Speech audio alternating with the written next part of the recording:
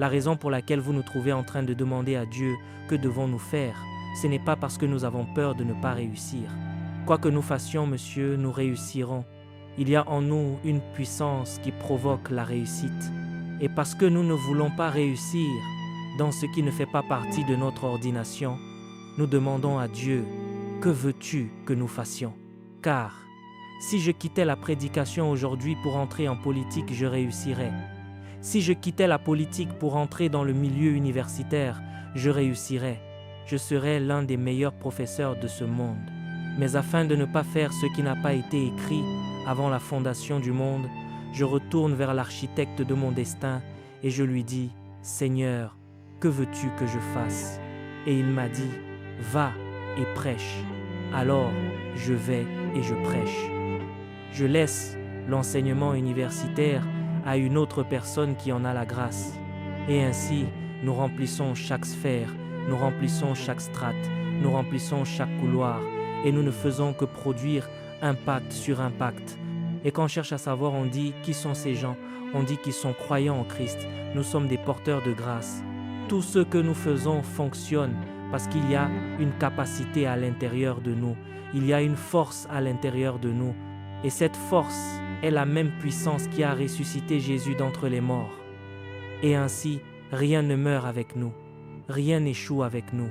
Nous sommes les porteurs de la grâce multiforme de Dieu. C'est ainsi que cela fonctionne.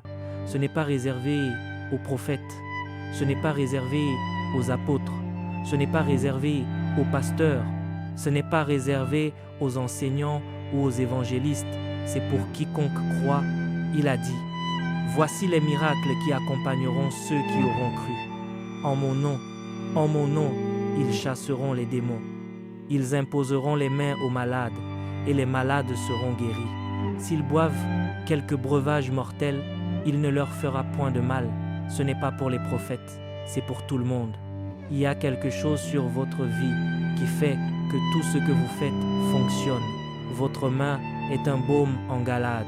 Votre main est une réponse à la frustration des hommes. Si vous y touchez avec la conscience de la grâce, en plus de votre formation, quelque chose coule de votre intérieur. Et cette chose est comme un fleuve. Elle submerge tout ce qu'elle croise et elle force tout à s'aligner sur la volonté de Dieu. C'est cela, la puissance et l'excellence de la grâce. Et ainsi, la deuxième chose que fait la grâce, c'est qu'elle engendre des changements positifs. La troisième chose que fait la grâce, comme nous l'avons vu hier, c'est qu'elle vous communique la capacité de régner dans la vie. Dans Romains chapitre 5, verset 17, il est dit que chacun de nous qui recevons l'abondance de la grâce et le don de la justice, il est dit que nous régnerons dans la vie. L'expression régner dans la vie signifie en réalité être roi dans la vie. Ainsi, chaque croyant a été créé pour fonctionner comme un monarque. Chaque croyant a été créé pour fonctionner comme un roi. Et c'est pourquoi Apocalypse chapitre 1, verset 6 dit « À celui qui nous a lavés et a fait de nous des rois et des prêtres pour Dieu. » Et je vous l'ai dit, si vous savez que vous êtes un roi, votre vie changera. La différence entre un roi et un esclave n'est pas le palais, c'est la mentalité. Le problème est que beaucoup de croyants ne savent pas qu'ils sont des dirigeants. Cela se manifeste dans les sujets de leurs prières. Cela se manifeste dans leur façon de s'habiller. Cela se manifeste dans leur façon de communiquer avec les gens. Vous trouvez un croyant qui dit « Ma sœur, ce ne sont pas mes histoires, s'il te plaît. » Qui parle ainsi? Aucun roi ne parle comme ça. Vous trouvez un chrétien qui se bat au marché en criant « Rends-moi mon affaire, rends-moi mon... » Non, non, non. Aucun roi ne s'arrête à cela. Aucun roi ne parle de la sorte. Vous voulez vous quereller, gardez cela pour vous. Pas de problème, je vais bien. Et il s'en va. Parce qu'il y a de la noblesse à l'intérieur de lui. Il y a un code. Vous voyez, la noblesse est un code. Il y a une manière de fonctionner. Ils veulent échanger des paroles acerbes avec vous. Vous les regardez et vous vous dites que c'est bon, c'est d'accord, vous pouvez y aller et vous laissez passer. Vous êtes un roi, vous êtes un monarque. Vous opérez selon l'ordre de la noblesse. Et ainsi, rien ne vous intimide et rien ne peut ébranler votre assurance. Vous tenez bon en manifestant Dieu d'une manière excellente. C'est ce que vous êtes. Mais si vous ne savez pas que vous avez la grâce et ce que fait la grâce, vous ne fonctionnerez pas de cette manière. Même dans vos prières, je vous disais hier que dans certaines des prières que nous faisons, nous disons aux démons ce que nous ignorons nous-mêmes. Vous trouvez un chrétien qui prie « Ô Seigneur, s'il te plaît, ne me laisse pas mourir. » Vous allez mourir? Mourir? Comment? Comment? Je partageais hier et je vous disais que ma défense et ma sécurité ne relèvent pas de mon département. J'ai dit que lorsque le président veut sortir, ce n'est pas le devoir du président de s'assurer de la sécurité de la route. Ce n'est pas le devoir du président de vérifier les détails de la sécurité. Il y a trop de forces déployées pour s'assurer que ce département soit tenu. Le travail du président est de connaître sa mission et de monter dans la voiture. L'armée, les services secrets, la police, ils sont tous mobilisés pour s'assurer qu'ils sont en sécurité. Cela ne relève pas de son département. Et ainsi, quand un croyant comprend qu'il est un roi, il sait. La Bible dit, n'a-t-il pas envoyé les anges pour être des esprits au service de ceux qui doivent hériter du salut? Quand je mets le pied dehors, des anges se mettent au travail. Alors, quand je suis assis, je leur donne l'occasion de se reposer. Dès que je me lève, ils entrent en fonction parce qu'ils prennent leur service et une partie de leur devoir est de veiller à ce que je sois protégé. Je suis protégé. Il a dit qu'il passerait outre une nation pour vous sauver. Donc, si Dieu a besoin de mobiliser des forces de partout, il le fera pour que je sois en sécurité. Mais cela doit commencer par une prise de conscience. Je sais que je suis un ambassadeur de Christ. Je sais que je suis un roi et un prêtre. Aucun ambassadeur ne prie pour sa propre sécurité. La nation s'assure que cela soit fait. C'est la mentalité que chaque croyant devrait avoir. Et c'est ce que la grâce est venue faire pour nous. Et ainsi, il peut y avoir un accident, vous ne serez pas impliqué. Il peut y avoir un échec, vous ne serez pas impliqué. Vous le savez, tout simplement. Et ainsi, lorsque vous priez, au lieu de dire « Ô Seigneur, s'il te plaît, fais que je ne meure pas », vous vous levez et vous dites « Au nom de Jésus, nous sommes la sécurité de la route. Partout où nous allons est protégé. Partout où nous mettons les pieds, les choses fonctionnent pour notre bien, parce que la puissance du Saint-Esprit est dans notre vie et que les anges sont déployés pour nous sauver. Les routes sont sûres parce que nous sommes arrivés. Chaque attaque sur la route est écartée parce que nous passons. C'est cela la mentalité. Vous ne priez pas comme un mendiant, vous priez comme un dirigeant. Quand vous trouvez des hommes qui marchent dans la volonté de Dieu, c'est parce qu'ils déploient les provisions de la grâce. Paul parlait dans Actes chapitre 20, verset 32. Il a dit « Je vous recommande à Dieu et à la parole de sa grâce qui a la puissance de vous édifier. La grâce est donc la puissance qui vous garde. Et alors que vous êtes gardés dans la volonté de Dieu, il y a quelque chose qui commence à se produire en vous. Il a dit qu'elle vous donne un héritage parmi tous les sanctifiés. » Romains chapitre 8, verset 10 à 7 dit que nous sommes héritiers de Dieu et co-héritiers avec Christ. Mais pour que vous puissiez marcher dans cet héritage, vous devez venir sous l'influence de la grâce qui vous garde dans la volonté de Dieu. Il y a beaucoup de personnes qui sont agitées par la vie. Alors, le diable leur donne de nombreuses alternatives. Et ainsi, vous trouvez des jeunes gens dans la prostitution en train de chercher de quoi manger. Ils ne savent pas que dans la volonté de Dieu, il y a un héritage. Vous trouvez des gens qui font des compromis dans leur travail afin d'obtenir des avantages nés de promesses humaines et ils ne savent pas qu'il y a un héritage pour eux qui sont dans la volonté de Dieu. Mais ceux d'entre nous qui ont l'intelligence savent que même si le figuier ne fleurit pas, même si la culture de l'olivier fait défaut, qu'il n'y a pas d'animaux dans les étables, que rien ne semble fonctionner, nous savons que Dieu est notre salut. Et parce qu'il est notre salut, nous tiendrons bon avec lui. Et d'ici peu, la différence se verra. Car bien que le nuage ne soit pas plein, la vallée sera pleine d'eau. Parce qu'il y a une pluie qui est orchestrée par la souveraineté de Dieu.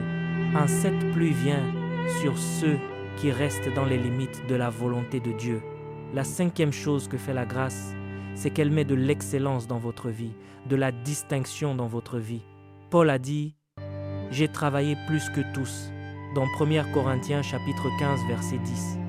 Il a dit « Non pas moi toutefois, mais la grâce de Dieu qui est avec moi ». Quand un homme commence à fonctionner sous la grâce de Dieu, il peut y avoir 1000 personnes, vous serez différents.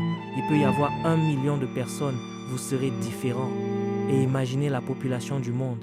Pensez-vous qu'il y ait quelque chose que vous puissiez faire en étant le seul à le faire? C'est impossible. Mais parmi nous qui prêchons ici, il y a plus de 10 millions de pasteurs, plus de 10 millions d'évangélistes, plus de 10 millions d'apôtres, plus de 10 millions de prophètes, plus de 10 millions d'enseignants. Mais si vous restez avec la grâce qui donne la vie, votre voix sera différente.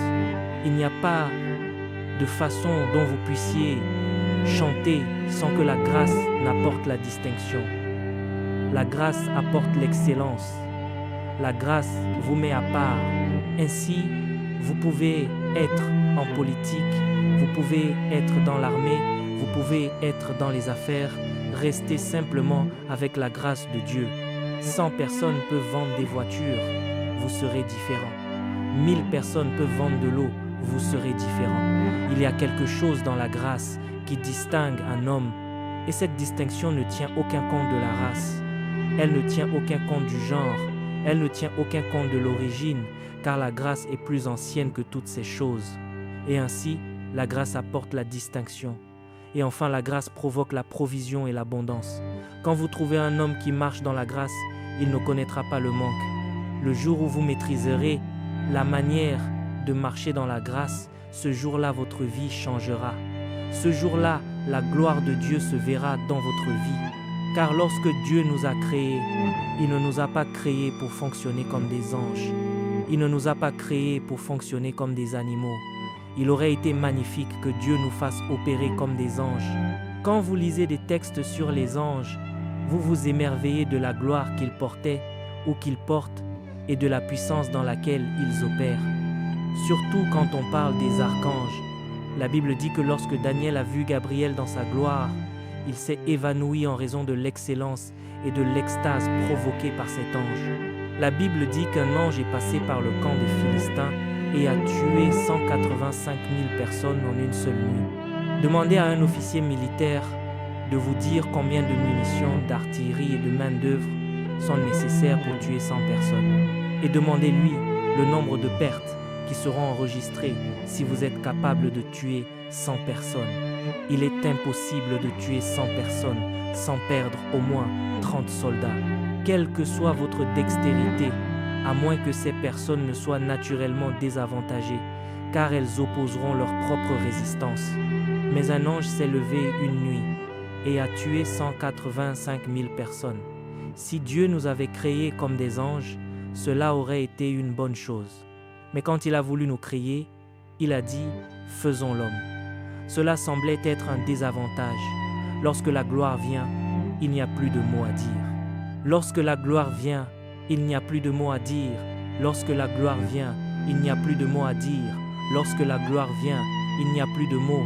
C'est la signature de l'Église des premiers-nés. Chacun dans leur rang est porteur d'une dimension de la grâce. Et le christianisme sera une religion jusqu'à ce que chacun d'entre nous commence à manifester la grâce. C'est pour cela que nous sommes venus. Nous sommes venus pour recevoir l'enseignement des voies de l'Esprit. Nous sommes venus pour maîtriser la manière de marcher dans la grâce de Dieu afin de devenir la réponse que notre monde recherche. Autrement, ils nous considéreront comme un autre groupe religieux, des fanatiques inutiles au développement de la société, mais ce n'est pas ce que nous sommes. La Bible dit que nous sommes la lumière du monde. Nous sommes le sel de la terre. Nous sommes une ville située sur une montagne qui ne peut être cachée. Le gouvernement a besoin de nous. L'économie a besoin de nous. Les médias ont besoin de nous. Nous sommes la réponse d'un monde qui meurt. Mais ce qui nous fera marcher dans notre ordre, c'est quand chacun d'entre nous commencera à manifester la grâce de Dieu. Je ne sais pas ce qu'il y a dans votre cœur, mais il y a de nombreuses années, j'ai été provoqué et j'ai dit que je ne serais pas une personne ordinaire. Il doit y avoir quelque chose en moi qui réponde aux questions de l'humanité et Dieu m'a envoyé à l'autel. Il vous envoie peut-être au gouvernement, il vous envoie peut-être dans les médias, Il vous envoie peut-être dans le milieu universitaire, mais n'y allez pas avec un seul diplôme naturel. Allez-y avec les lettres de créance de la grâce. Ainsi, la première façon de manifester la grâce est de grandir en connaissance. C'est pourquoi nous étudions, c'est pourquoi nous prions. Ce n'est pas de la religion, nous recherchons la vérité. Il est dit d'acheter la vérité et de ne pas la vendre. C'est pourquoi nous venons à l'église, nous prenons des notes, nous essayons d'apprendre quelque chose, parce que nous savons qu'au moment où notre esprit saisira cette chose, quelque chose sortira de nous, parce que la gloire est déjà à l'intérieur. Il est dit que c'est le mystère des âges, Christ en vous, l'espérance de la gloire. La gloire est déjà là. Il est dit que nous portons cette gloire dans des vases de terre. La gloire est là, mais il faudra l'infusion de la connaissance pour que la gloire soit expulsée. Et ainsi, lorsque vous cherchez la connaissance, c'est parce que vous voulez libérer quelque chose. Et Jésus a dit, « Celui qui croit en moi, des fleuves d'eau vive couleront de son sein. » Il n'a pas dit un ruisseau, ni un seul fleuve, il a dit des fleuves d'eau vive.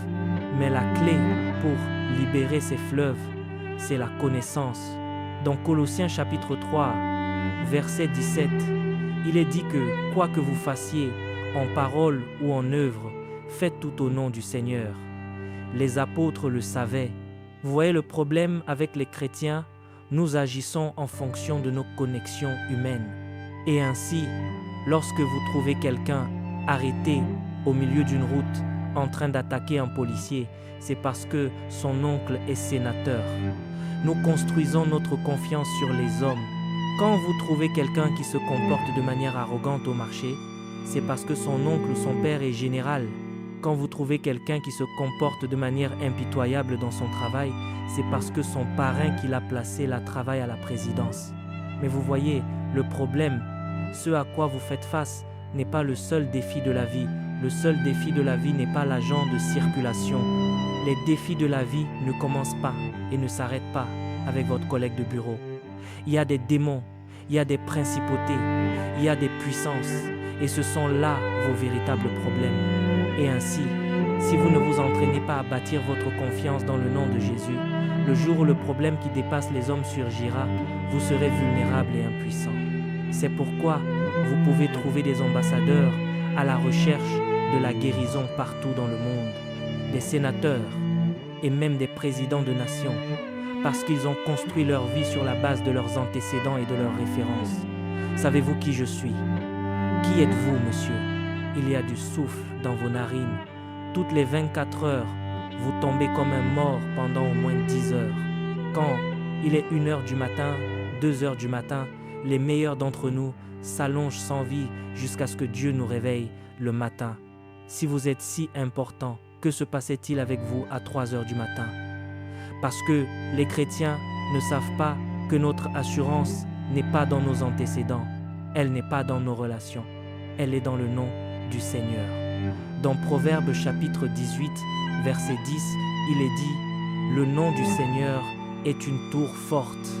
Il est dit « Le juste y accourt et s'y trouve en sûreté ». Parce que si vous utilisez vos références, il y a des combats que vous mènerez où vos références ne suffiront pas. Si vous utilisez les relations humaines, il y a des combats que vous mènerez et les relations humaines ne suffiront pas. Je ne dis pas d'écarter vos relations. Dieu utilise les relations pour nous élever. Nous devons les honorer, nous devons les entretenir, nous devons les maintenir. Mais au-delà de toute chose physique que nous possédons, notre audace dans la vie devrait résider dans le nom de Jésus. Quand vous étudiez la vie de David, David était roi, David était poète, David était prophète, David était un guerrier. À lui seul, David a mené 66 batailles. Il n'en a pas perdu une seule. Mais quand David a voulu parler de sa confiance dans le psaume 23, verset 1, il a dit « Le Seigneur est mi berger, je ne manquerai de rien. Je ne construis pas ma confiance sur mon intelligence militaire. Je ne construis pas ma confiance sur mon sceptre de roi. Je ne construis pas ma confiance sur mes dons de prophète, de psalmiste ou de poète. » Il a dit « Le Seigneur est mon berger, je ne manquerai de rien. Il me fait reposer dans de verts pâturages, il me dirige près des eaux paisibles.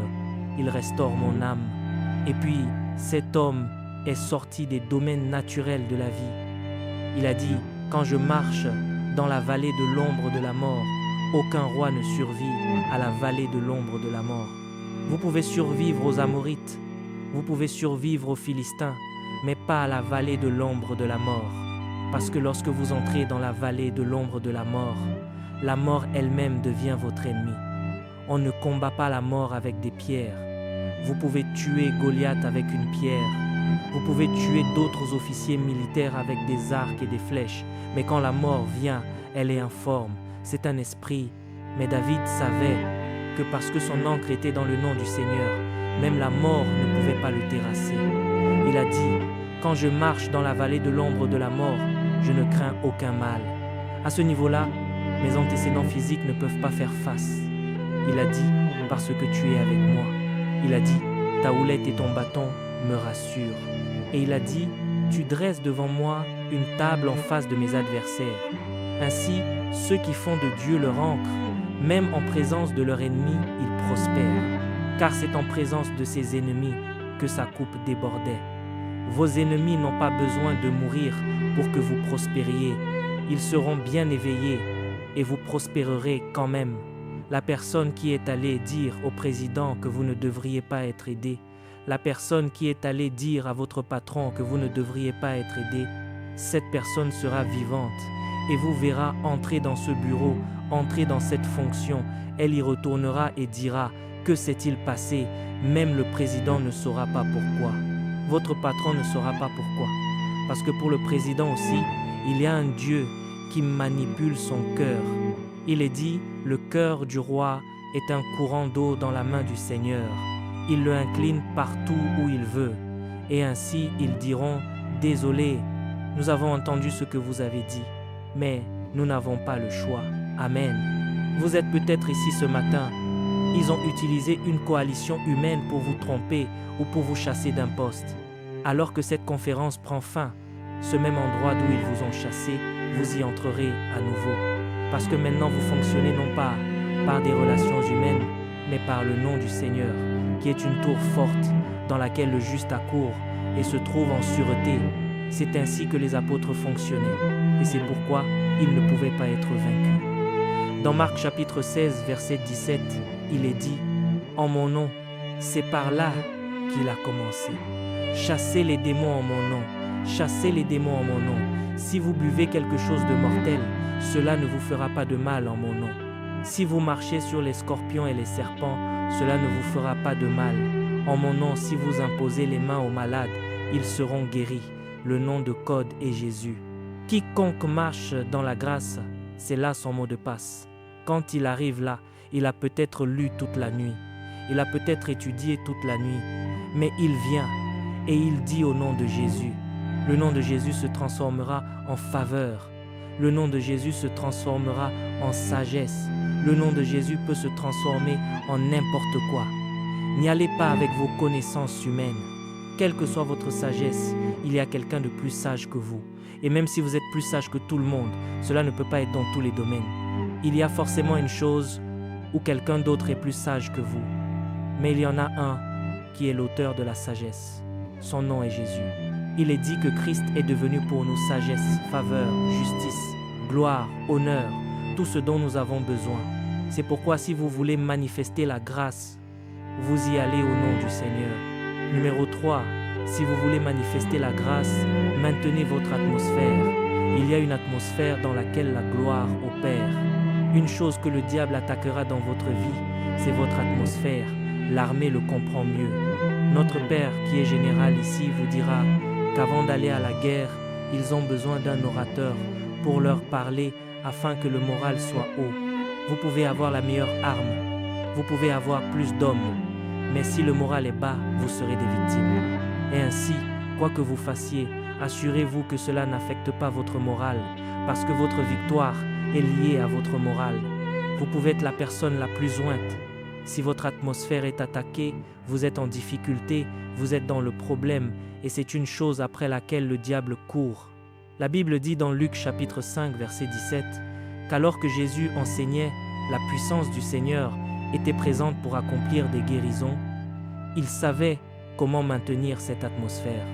Dans Luc chapitre 6, verset 19, il est dit qu'alors qu'il marchait, il le touchait, une force sortait de lui et les guérissait. Il connaissait la clé de l'atmosphère. Notre atmosphère est notre intensité de feu. Notre atmosphère est notre intensité de foi. C'est parce que le diable veut attaquer votre cœur pour que votre atmosphère soit étouffée. Et ainsi, un homme qui devrait régner et gagner dans la vie se sent soudainement déprimé parce qu'il se dit que 3 personnes se sont liguées au bureau et parlent contre lui. Le fait qu'il n'ait pas pu vous affronter est déjà un signe qu'ils sont vaincus. Donc, vous ne laissez pas une telle chose capter votre attention. Quand il vous lance ses flèches, retournez à votre hôtel. La raison pour laquelle vous priez, c'est parce que vous reprogrammez votre atmosphère. Vous savez qu'une flèche a été tirée dans votre cœur, vous voulez l'enlever. Quand la présence de Dieu descend, elle vous reprogramme et ensuite vous sortez avec assurance. N'avez-vous pas lu l'histoire de David? Quand David est venu défier Goliath, Goliath connaissait le secret. Le diable a fait tout son possible pour briser le moral de David. David a entendu Goliath parler et accuser les enfants d'Israël et il a dit « Qui est celui-ci » Avant d'obtenir une réponse, son autre frère est apparu. David a demandé « Que fera-t-on à l'homme qui tuera cette personne ?» Son autre frère a dit « Je connais ton orgueil, je connais ton arrogance. Tu es venu ici pour apporter de la nourriture, déposer la nourriture et t'en aller. Imaginez si David l'avait écouté. Cet homme est un soldat, David est un berger. Il n'a même pas de formation militaire. La personne qui lui parle s'exprime depuis sa fonction de soldat. C'est ce qu'un homme qui veut vous démoraliser pourrait faire. Il pourrait avoir la référence légitime. Ne l'écoutez pas. Vous venez par la grâce. Comme si cela ne suffisait pas, quand David s'est tourné vers une autre personne, on lui a dit que le roi donnerait ceci et cela à l'homme qui vaincrait le Philistin. David a dit « Conduisez-moi vers le roi ». Il a dû échapper à son frère. Quand on l'a conduit vers le roi l'a regardé et a fait le pire. Quand il l'a vu, il a ri. Il a dit « Mon garçon, cet homme est un guerrier depuis sa jeunesse. Si cet homme est un guerrier depuis sa jeunesse, qu'est-ce qui te fait croire que moi je ne suis pas un guerrier maintenant que je suis dans ma jeunesse ?» C'est une stratégie du diable. Il a dit « Ne t'inquiète pas, tu ne peux pas. Rentre chez toi et repose-toi. Nous ne voulons pas que tu meures jeune. » Quand David a insisté, ils ont dit « D'accord, prends mon armure. » Mais la taille de sa lame pèse 8,9 livres. S'il te frappe, il brisera l'armure, mais prends-la malgré tout. Ils l'ont mise sur David, elle était lourde. David n'a pas été intimidé. Il lui a dit « J'ai des armes que j'ai maîtrisées. » Il a dit « Il y a eu un temps où le lion est venu prendre ma brebis. Je l'ai saisi et je l'ai tué. Une autre fois, un ours est venu. Je l'ai saisi et je l'ai tué. Ces armes que j'ai utilisées dans le désert, je les utiliserai contre Goliath. » Il savait comment maintenir sa confiance. C'est pourquoi vous devez garder vos références. Si vous avez donné 1000 Naira, vous pouvez donner 1 million. Vous pouvez donner 1 million. Donc, quand on dit que quelqu'un devrait donner 1 million, ne soyez pas intimidés. Le Dieu qui vous a aidé à donner 1000 peut vous aider à donner 1 million. Alors, ne vous mettez pas en retrait parce qu'aujourd'hui les gens voudront vous intimider. Quelqu'un se présentera et vous dira « Eh bien, ne t'inquiète pas, je donnerai 20 millions. » Vous vous dites alors « Oh là là, regarde ces gens. Ô Seigneur, aide-moi. Portez les 1000 Naira que Dieu vous a donnés avec votre audace. Portez-les avec assurance. C'est votre niveau de grâce. Déposez-les. Le jour où Dieu cherchera ceux qui donneront par millions, quand vous vous présenterez, savez-vous quelles seront vos références? Au cours des 7 dernières années, j'ai donné 1000 Naira. J'ai été fidèle. Je peux donner 1 million et être encore fidèle. Ce mal de tête dont Dieu vous a guéri, ne l'oubliez pas. Parce que la prochaine fois que le diable viendra, il ne viendra peut-être pas avec un mal de tête. Quoi que le diable apporte, vous vous lèverez et vous direz que le Dieu qui a guéri le mal de tête peut guérir le cancer. Le Dieu qui a guéri le mal de tête peut guérir la tuberculose. Le Dieu qui a guéri le mal de tête peut guérir n'importe quelle autre maladie, car il ne guérit pas en fonction de la nature de la maladie. Il guérit en fonction de la puissance de sa gloire. Et quand votre atmosphère est adéquate, la grâce de Dieu doit se manifester. Ne voyez-vous pas que lorsque vous venez à l'église, vous arrivez parfois fatigué, mais quand la chorale commence à chanter et qu'elle commence à influencer l'atmosphère, vous qui étiez venu faible, soudain vous levez les mains, vous commencez à danser, vous commencez à crier. Si vous aviez su quoi faire, vous seriez entré à l'église directement dans cet état parce que vous pouvez générer cette atmosphère dans votre chambre. Et depuis votre chambre, vous pouvez prophétiser votre destinée. Depuis votre chambre, vous pouvez prophétiser vos possibilités. Si seulement vous saviez quoi faire pour soigner votre atmosphère. Comment construisez-vous votre atmosphère? Par la prière, par la méditation, par l'attente du Seigneur. Si vous en faites une pratique quotidienne, chaque jour en vous levant, cette atmosphère sera là. Moïse savait, lorsqu'il a fait sortir Israël d'Égypte, qu'il allait affronter de nombreux rois méchants, de nombreuses nations cruelles. En fait, la Bible parle d'Og, le roi de Basan.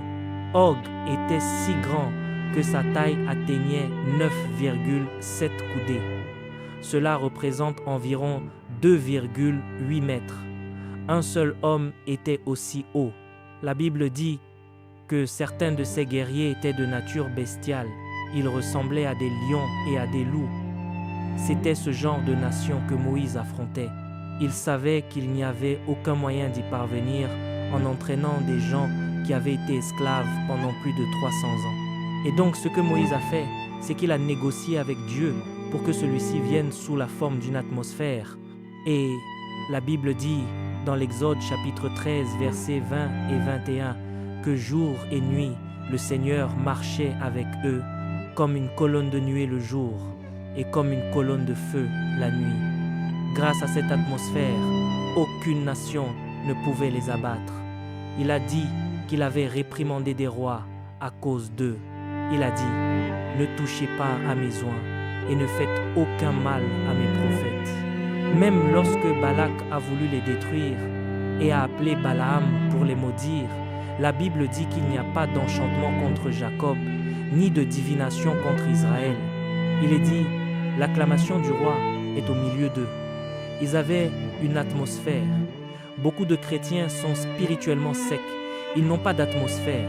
Et ainsi, les démons et les esprits peuvent entrer. Qu'ils entrent sous forme de mensonges, de médisance ou de tout ce qu'ils font, assurez-vous que la porte de votre cœur soit verrouillée.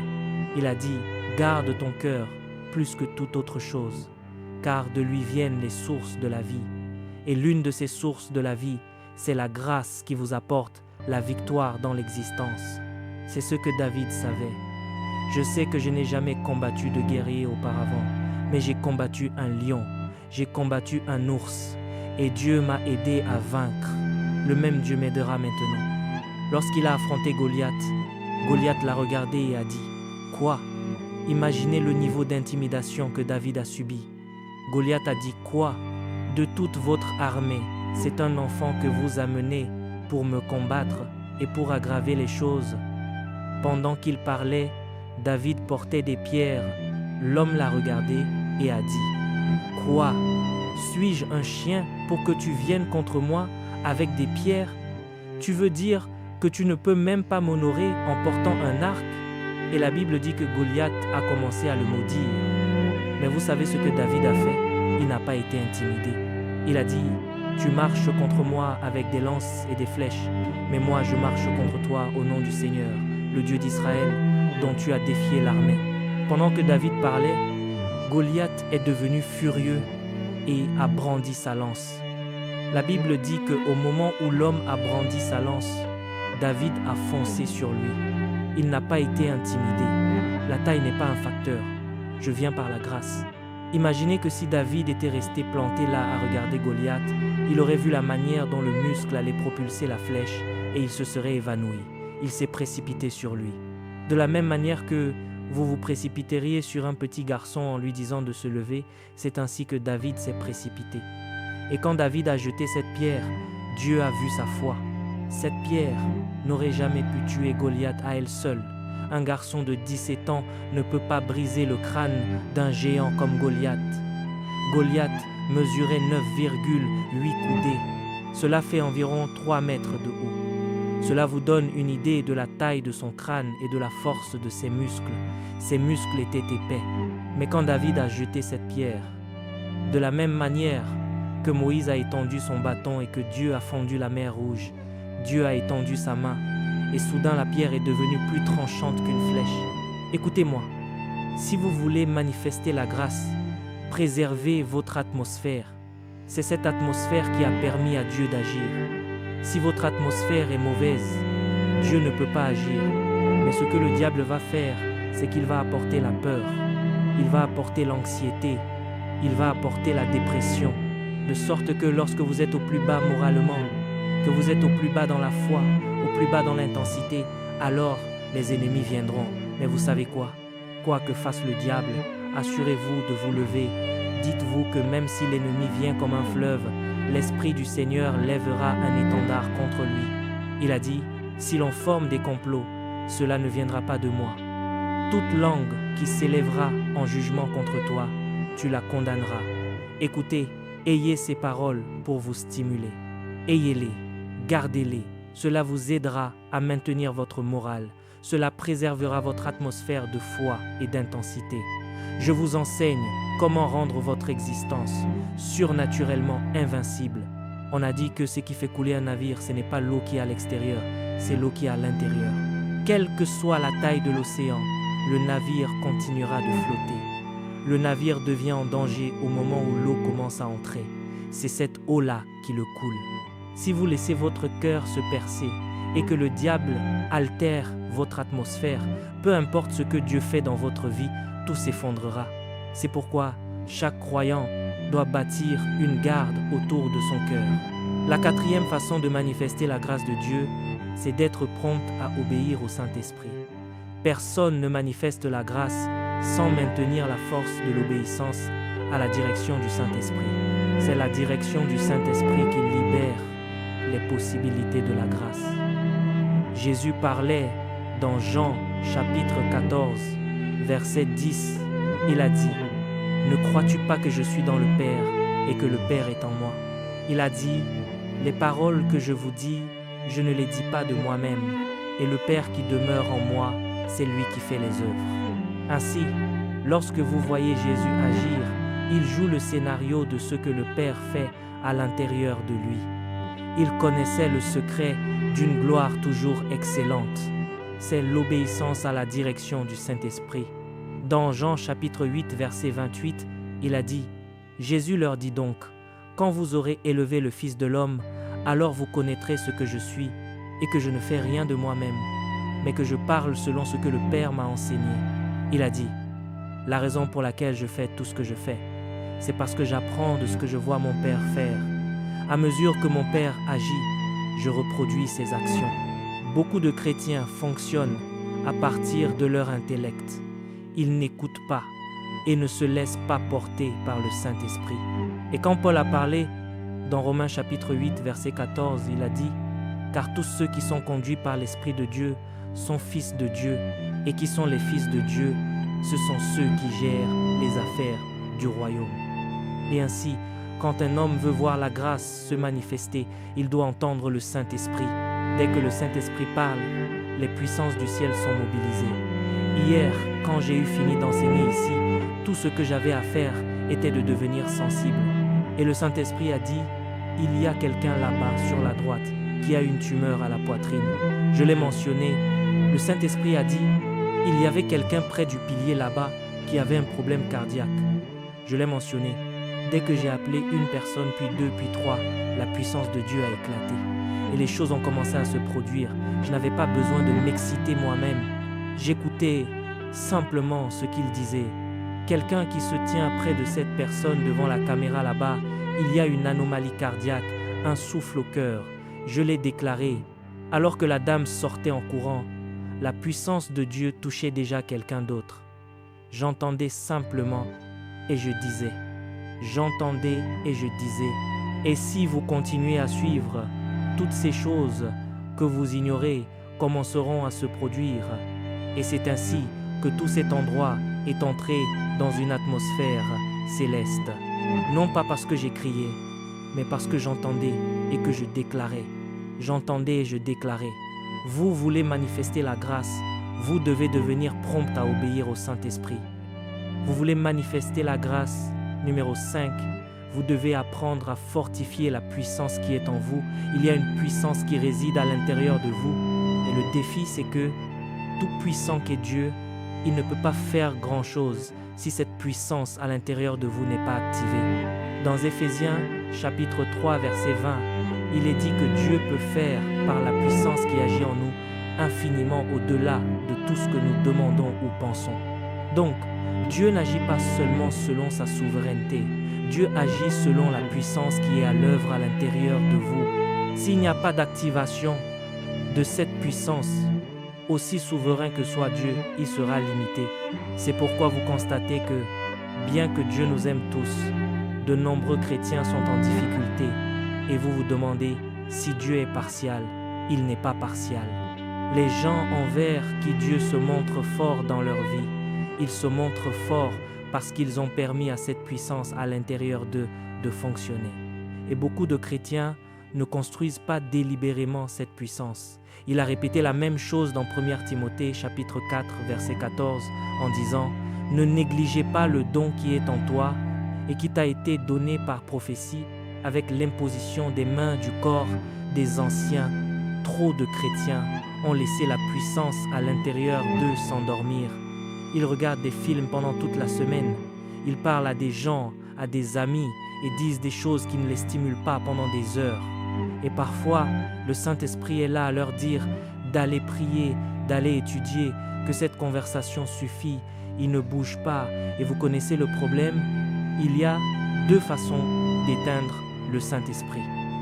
Dans 1 Thessaloniciens chapitre 5, verset 19, il est dit « N'éteignez pas l'Esprit ».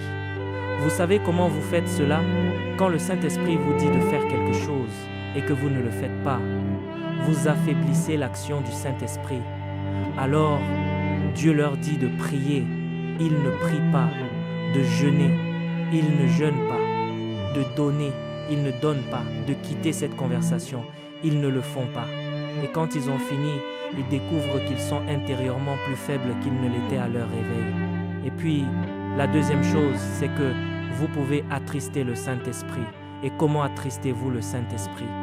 Vous attristez le Saint-Esprit en faisant ce qu'il dit de ne pas faire. Ainsi, vous éteignez le Saint-Esprit en ne faisant pas ce qu'il dit de faire et vous attristez le Saint-Esprit en faisant ce qu'il dit de ne pas faire. Et ces deux choses sont précisément celles dans lesquelles beaucoup de croyants excellents. Et c'est pourquoi, bien que la puissance de Dieu soit à l'intérieur d'eux, cette puissance ne peut pas s'exprimer. Et parce que cette puissance ne peut pas s'exprimer, la grâce dont ils ont besoin pour leurs affaires n'est pas là.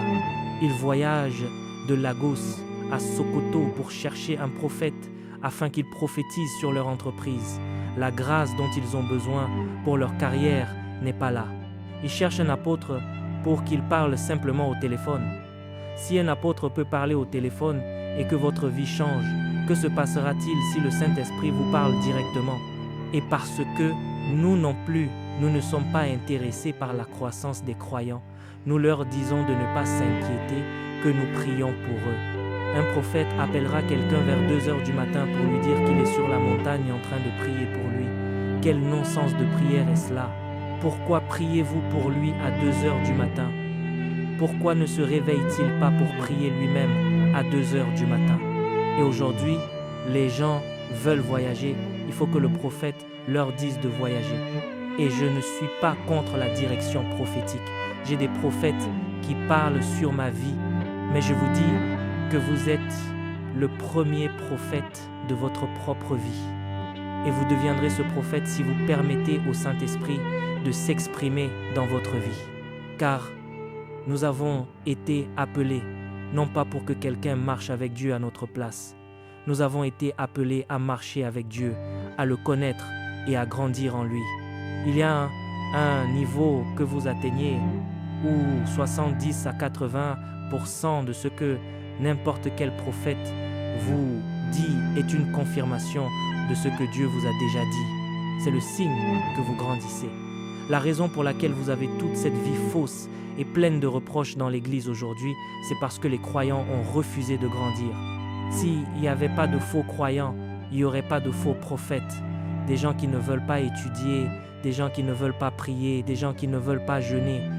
Il y a une place pour les offrandes, mais semer une offrande ne pourra jamais remplacer votre croissance spirituelle. Peu importe la quantité d'offrandes que vous semez, vous devez prier.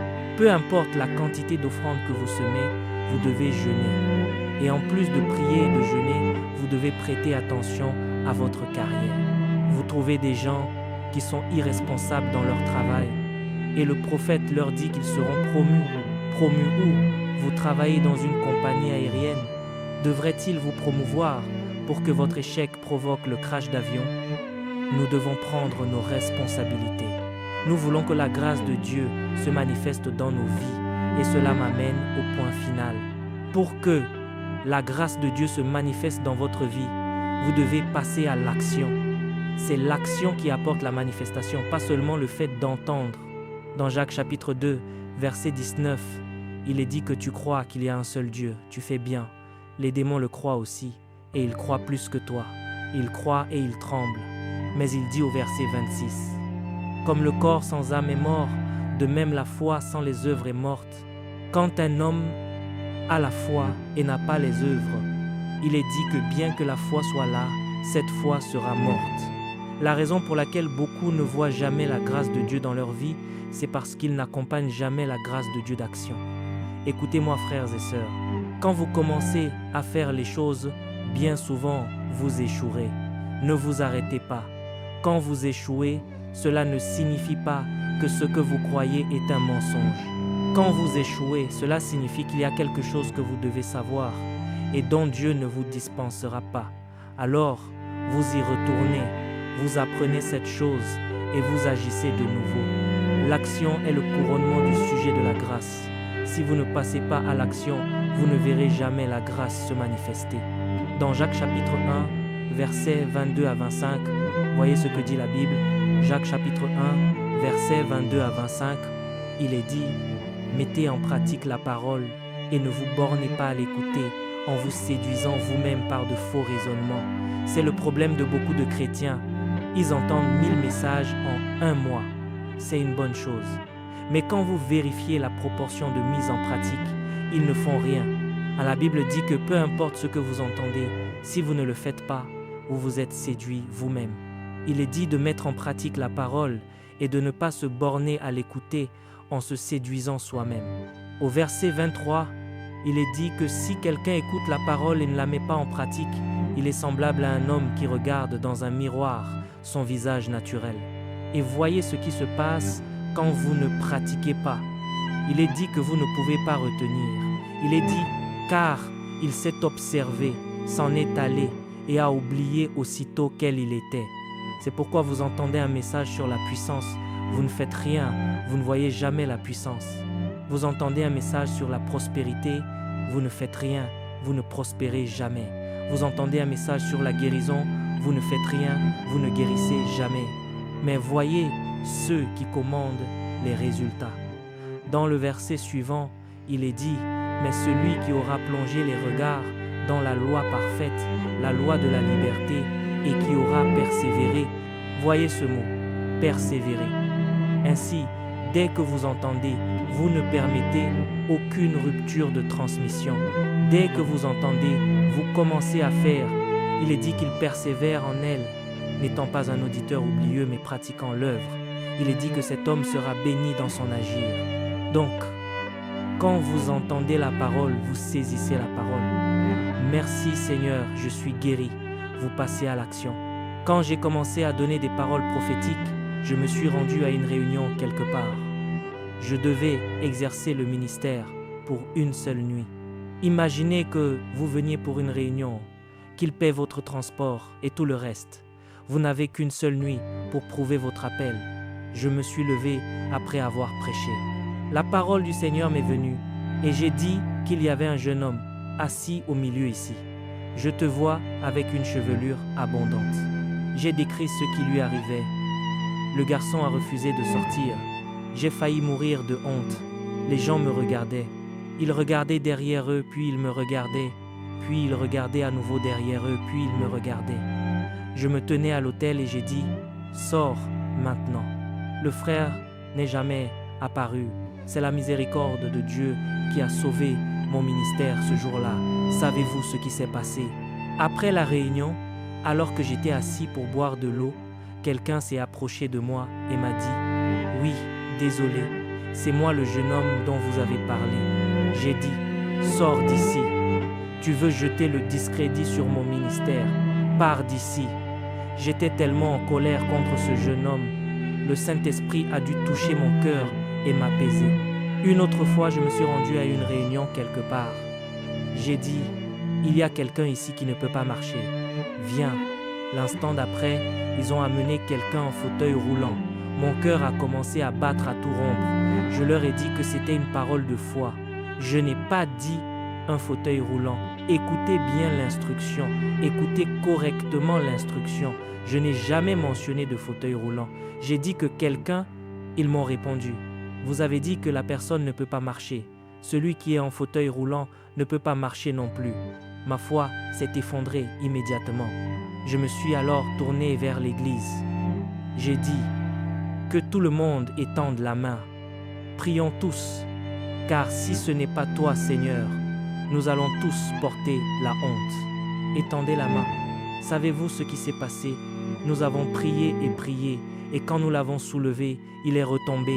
Après la 3e fois, j'ai dit, « Frère, je suis désolé. Nous reviendrons une prochaine fois. Nous sommes encore en train d'apprendre cette chose. » Mais voyez ce qui se passe. Vous continuez à insister, et après un certain temps, cette même chose que vous faites, vous la faites encore, et vos réponses changent. Je viens tout juste de rentrer d'Écosse. Après avoir fini de prêcher, la même parole est venue. Il y a quelqu'un sur ma gauche qui ne peut pas marcher. Viens. Et quelqu'un est venu, on a apporté son dossier médical. Quand la personne est arrivée, je n'ai pas prié. J'ai dit, donne-moi cela. Marche. Et cette même chose que j'avais faite des années auparavant et qui avait fait rire de moi toute l'église, soudain, cet homme a commencé à marcher et s'est mis à courir. Parce que si vous ne vous arrêtez pas, à un moment donné, la grâce de Dieu prend le relais. Lorsque vous manifestez la grâce, il arrive un moment où la grâce devient comme un point d'accès, un routeur. Quiconque entre dans votre atmosphère commence à puiser dans cette grâce. C'est là que Samuel est intervenu. Il est dit qu'à Najot, près de Rama, Samuel a construit un routeur spirituel. Dès que Saül est entré dans la ville, alors qu'il n'avait même pas encore vu Samuel, Saül a commencé à prophétiser et il a prophétisé nu depuis la nuit jusqu'au matin. Il n'avait jamais rencontré Samuel, mais toute la frontière avait été établie et scellée par la grâce de Samuel.